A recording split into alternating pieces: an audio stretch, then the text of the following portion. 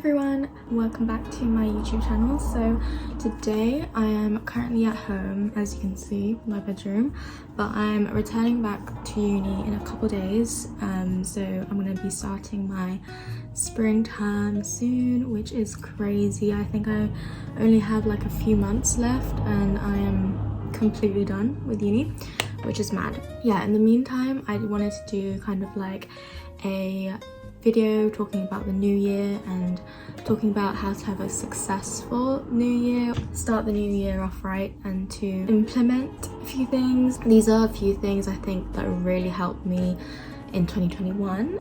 I have my tea. This is some plum tea. Yeah, you can apply this literally obviously to your academics, to your career, or just your overall self-growth. So yeah, so for this video I'm going to be talking about setting intentions, setting goals, and what you want to do new for the new year. Manifesting. I'm not a huge manifestation person, however I do believe there is some sense to the madness, and so there are things that you can do to kind of manifest things in your life. Okay, so first of all, to have a successful new year or have kind of implement change into your life, this really doesn't have to be just for like the new year, and just because it's January doesn't mean that you can't start doing these things in the middle of the year or in the middle of summer or whenever. This is literally like whenever you feel like you need to have change and implement change in your life. Okay, so first one is intentions, and intentions are so important because it really sets something in your brain and it like tricks your brain into doing things and implementing things. The reason why I side with intentions is because intentions is important for you to kind of understand what you really and truly and deeply want, because you can write down goals and write down kind of like steps to succeed in the new year or things to achieve your goals. However, if you don't know what your intentions are, you will go through like the year and go through your goals, and there will be points where you kind of like burn out or you just stop because you don't know what you're doing these things for. So I think intentions are so important, and these things are basically like what is the reason I'm doing these goals for? Why am I trying to achieve these things? And for a lot of people these questions can be quite scary, so take time to think about your intentions. I think it will really transform the way you look at your goals and the way you act on your goals. So a few examples of intentions are, for example, I want to take care of my body, I want to take care of my well-being, my mental health, I want to enjoy my life to the fullest, I want to feel inspired, I want to be more in the moment, I want to trust the timing of time, I want to trust God's timing or whatever. I want to practice self-love and kindness, I want to work on my relationships with the closest people around me, those kind of things. So these intentions are very much self-reflective and looking inwards. By doing this, I think it really helps kind of get a sense of clarity of why. Okay, so next thing I want to talk about is setting goals. So after you've got your intentions straight, it's important to set goals. In terms of New Year's and like enacting goals, it's really important to break your goals up. So it's good to have big goals such as I want to do this as a career, or I want to earn this much money by the age of 25, or I want to buy a house by blah blah blah, cure world poverty or cure world peace, or whatever it is that your big goals might be. But it's important to break that up into smaller chunks. So if you think of any goal at all, such as maybe physical change, I want to be a lot healthier, stronger, I want to feel stronger in the gym, etc, etc. So if you want to do that as your big goal, for example, you can 100% break that up into smaller goals. So if you have a 5-year, 10-year plan, you can split that up into yearly plans and then into monthly, weekly, daily. Maybe I will set my long-term plan as by the end of this year I want to feel stronger in the gym, I want to feel less anxious in the gym, or I want to just work out regularly. You can break that up into monthly goals, such as every month I want to exercise at least X amount of times in a month, and then you can break that up even smaller into I want to work out X amount of times in a week, and then break that up even smaller and plan which days of the week that you want to work out. So after you've got your goals straight, it's also important to create daily habits which kind of push you into that direction of achieving your goals. So you don't have to do things like I have to meditate 2 minutes every day, I need to work out 30 minutes every day at least, I need to do 10,000 steps every day, do all these productive things in a day to achieve my goals, because it's not realistic at all and you're going to be burnt out and it's just not going to be good for the long term. You need to think of like daily habits that you think you could do daily that will help you achieve your goals, and it doesn't have to be a whole 10-page list of like productive things that you need to do.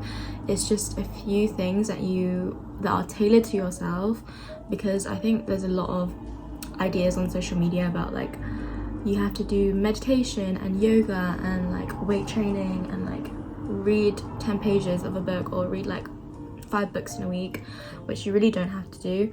You have to tailor your habits to yourself. Like, not everyone is gonna want to do meditation every day, even though it's beneficial for you, but you want to think of habits that will help you every single day, such as something for your soul, something for your mind, something for your physical health. And for example, usually my 3 things I like to do for my health is either take a walk, like a 30-minute walk a day, or one like healthy meal a day, or drink plenty of water. Those are different like habits you can implement that will help for your health. And then for your mind, those habits can be things such as reading as little as 10 minutes a day, or however long you want to do that for, listening to one TED talk every day or as much as I can, listening to a podcast, those kind of things that will help your mind and develop yourself. And then for your soul, or this can be just for like your soul / your heart, these are things that will help you kind of with your purpose, meaning and self-fulfillment. And these things can be really tailored to you and what you find as self-fulfillment, or what you find is good for your soul or your heart. For me, these things are like reading the Bible, praying, journaling, reading non-fiction books, spending time with family, those kind of things. So if you think of those categories, it's really a good way to break up kind of like daily habits. Okay, so the last thing I want to talk about is a vision board, and the reason why I didn't start off with this one as the first thing is because I really think that you can encapsulate all of these things into a vision board. So your manifestations, your intentions, your goals, you can put all of these things into a vision board, and it's just a little like snapshot and a little reminder of what you want to do. There's 2 types of people in the world. One, those who make vision boards and do them every year, and then people who don't do vision boards at all because they think it's like complete nonsense. I used to never do vision boards. I would do them like every some years, and then some years I wouldn't. And I think they got really popular recently or something on social media because obviously the new year and everything. There really is scientific evidence to prove like how good vision boards are and how having them really helps you. So I mean, like, as much as you can do for yourself, like, why not do it? And you can do this physically or digitally. However, there is like evidence that doing it physically is way better than doing it digitally, because there's some like psychological thing, scientific thing of how like when you bring it to life and physically, when you're actively like cutting out pieces and sitting them down, it transfers like something from the left brain to the right brain. I don't know, I just did it digitally because it's a lot easier, so I recommend doing it either way. But I do have, as you can see, this is my life vision board or like my 5-year 10-year plan vision board. I made this before the start of 2nd year, so this has been here for a while now, and honestly this vision board kind of scares me sometimes because I don't like looking at it when I feel like I'm not achieving my goals. But I think it's a really nice reminder, and I do like looking at it because even if you might not be achieving some things on your vision board, or you feel like some things are out of reach, a lot of it is like just a nice reminder, and it's nice to know that how ambitious you are, if that makes sense. Like, it's nice to know that you maybe one time wanted something, or wanted all these great things for yourself. So I think that's why I like vision boards, because it very much visualizes your dreams and your goals and everything. And if you're like a visual learner, vision boards are like the best thing for you. So for this year, for 2022, I made a vision board online, and I used Canva. Canva is a great tool for any like graphic design or presentations. The CEO of Canva is like a woman, and she's like a boss woman, and she's amazing. But so yeah, I would recommend using Canva, but you can also use like a bunch of different things, like you can just use Microsoft PowerPoint, Google PowerPoint, anything at all. You just have to copy and paste stuff from Pinterest. Pinterest is like ideal for making vision boards because there's so many pictures and aesthetic pictures on there. So Pinterest, copy and paste stuff from Pinterest and literally just create it. It's really easy. Will not take longer than like an hour, maybe like 40 minutes most. Some people spend like hours on their vision board. Also on your vision board, lots of people have like different methods of making their vision board. I heard like it's good to have different sections on your vision board and have like a section for like, I don't know, career, a section for health, a section for like physical goals, stuff like that. But I kind of like to just muddle everything up because I think it looks nicer. But yeah, you can very much do it any way you can. There's no strict way of doing it. Okay, before I finish with the video, I wanted to talk about a few books that I've really enjoyed this past year that I think have really helped me with my self-growth journey, I guess. And here they are. As you can see, here are the few books. I read a few books last year. I'm not gonna lie, I didn't read as much as I intended to. So I'm gonna be a little bit stricter with myself with how many books I want to read this year. And as well as like reading more books, I want to read more diverse books, I think, because I'm quite comfortable with reading like romance fiction and self-help type books. So I really want to just read like really random books, like I don't know, a book about music, just really random stuff. So that's a little sneak of like one of my goals. So these books I want to talk about. First one is A Return to Love by Marianne Williamson. I don't know if I've talked about this book before on my channel. I think you've seen me read it maybe like in one of my summer vlogs, but this is a really cute book, I think. It's such a very like kind of book, like it's very cute in my opinion. It says reflections on the principles of A Course in Miracles, and so this book is basically about love and how humans should basically return to love and just be more kind and loving and caring towards each other.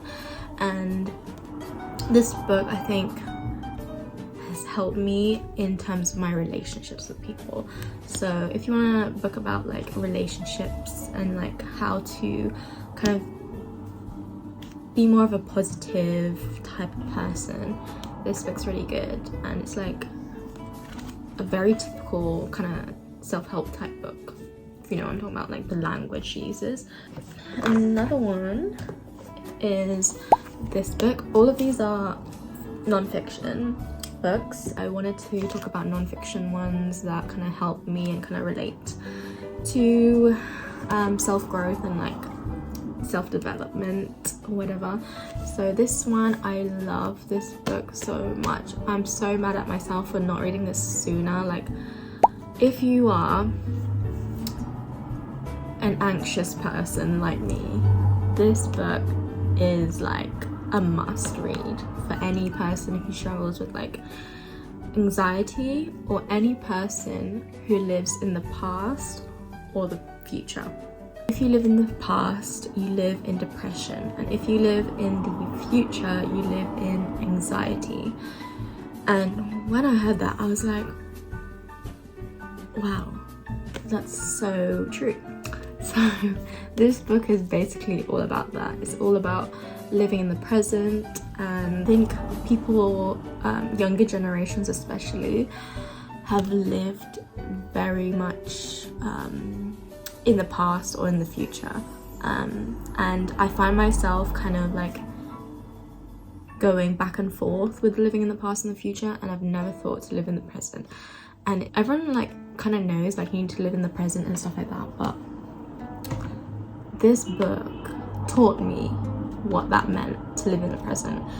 And one of the like mind-blowing things that I learned about this book is literally just listening to your mind and knowing when it's not living in the present, observing how your mind works and observing your thoughts. So this book, if there's any like book to read, I recommend this one for the new year. This one, it's a guide to spiritual enlightenment, and I felt enlightened reading this. And it's really not that dense, it's a very quick read, so yes. Okay, next one is one that I got very recently. I actually started this in 2022 and I've read it already because it's so small. But this is Maya Angelou's book called Wouldn't Take Nothing for My Journey Now. And in reading this book, I kind of felt like my mum was teaching me things, or like Maya was my mum or something. But this book is written in a very like motherly way, I think, or like, I don't really know. I don't know, it's because this book is like older. This book was written in, or was from 1993.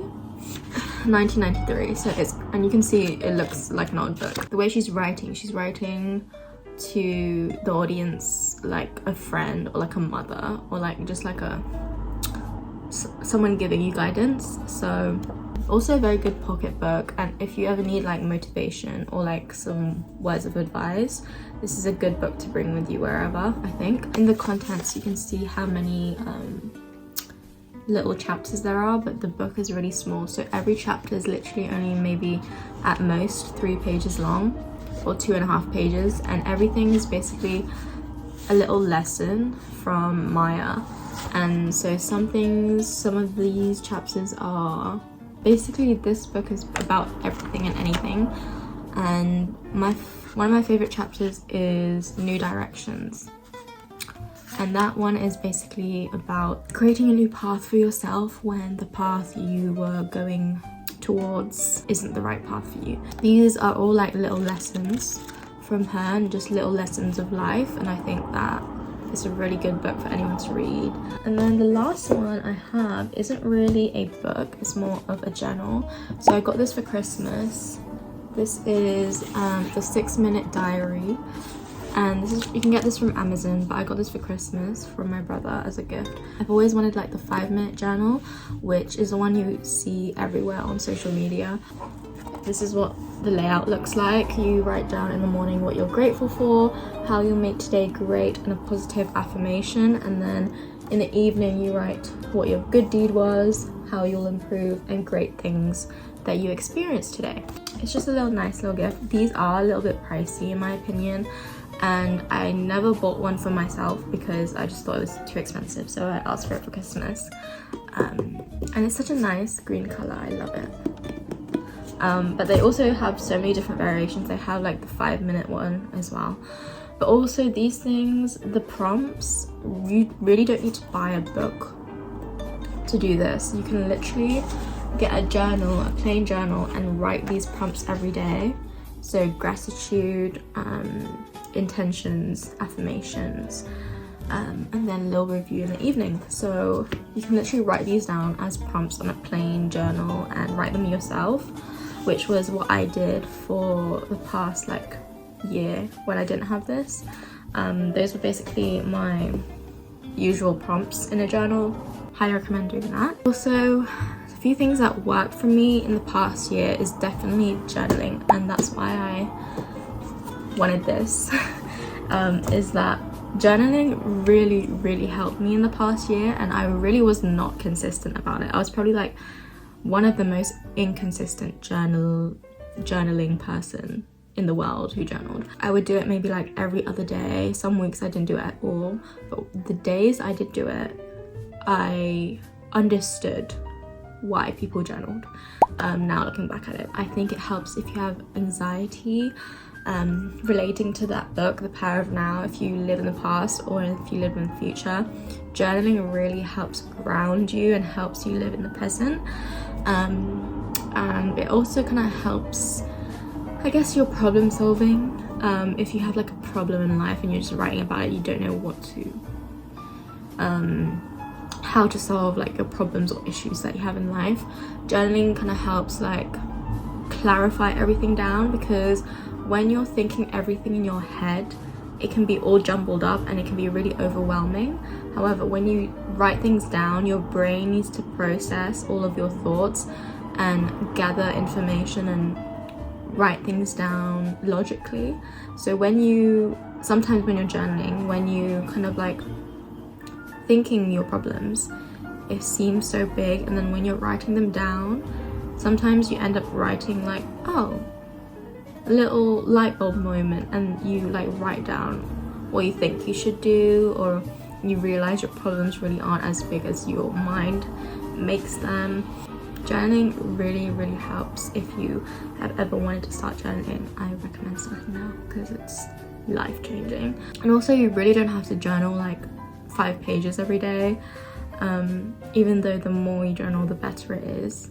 Sometimes like just writing maybe half a page can be enough. What I learned is you really don't have to do these habits all before like 10 a.m. or all before 9 a.m. I think social media portrays these like productivity things as like you have to do everything by a certain time in the morning, but you can really do any of these habits like any time of the day when you feel like. I think it's just that in the morning it's ideal to do it in the morning because it sets you off, right? But if you want to journal like in the middle of the day or at night or like at 4 p.m. or whenever your mind is kind of going like in circles, it's great to do it whenever you feel like it. So that is everything for today's video. I hope you enjoyed. I hope you maybe got something out of it, and if you did, let me know in the comments. And remember to like, comment and subscribe, and I will see you in my next video.